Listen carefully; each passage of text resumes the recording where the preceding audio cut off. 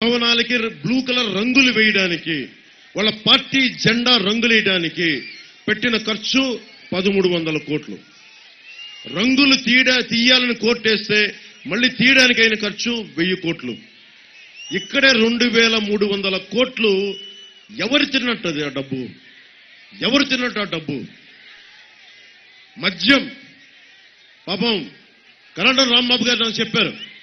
ఆయన తెలిసిన వాళ్ళు ఎవరు ఇంట్లో భార్యాభర్తలు బాధపడుతుంటే ఒకటే చెప్పారు, మందు మన పుట్టాయిగూడెంలో అనుకుంటా దాదాపు 29 మంది 30 మంది చనిపోయారు కల్తీ మందు దాగి. మళ్ళీ వాళ్ళ మీద కేసులు పెట్టారు ఈ వైసీపీ ప్రభుత్వం. అసలు ఈ ప్రభుత్వం చెప్పింది ఏంటి? వైఎస్ జగన్ చెప్పింది ఏంటి? మద్యపానాన్ని నిషేధిస్తామని చెప్పిన వ్యక్తి మద్యపానం మీద ఎంత డబ్బులు సంపాదిస్తున్నాడు? ఎన్ని కోట్లు మద్యపానం మీద సంపాదించేది? ఎన్ని కోట్లు తెలుసా మీకు మద్యపానం మీద సంపాదిస్తుంది? కల్తీ మందు మీద పెద్దిరెడ్డి గారు, మిథున్ రెడ్డి గారు సంపాదిస్తుంది, వైఎస్ జగన్ సంపాదిస్తుంది. మీకు ఎంత తెలుసా?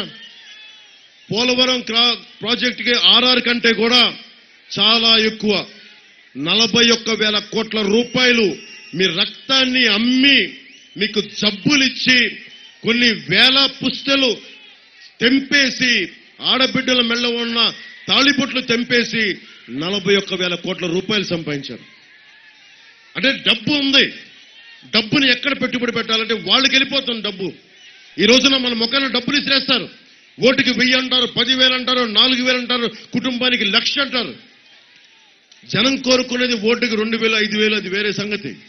నువ్వు ఇవ్వాల్సింది మా తరతరాలుగా ఉంటున్న ఊళ్ళలో నుంచి మమ్మల్ని పంపేసే ప్రాజెక్టు కోసమని నువ్వు మాటిచ్చావు. ముఖ్యమంత్రి కాకముందు మాటిచ్చావు, ముఖ్యమంత్రి అయిన తర్వాత మాటిచ్చావు, కానీ ఈ రోజున పట్టించుకోవడం మానేశావు. కానీ మందు అమ్మటమటుకు ఆపలా. మద్యాన్ని నిషేధిస్తానన్న వ్యక్తి ఈ రోజున కూర్చోబెట్టి మద్యాన్ని అమ్ముతా 41,000 కోట్ల రూపాయలు దాని మీద సంపాదించాడు.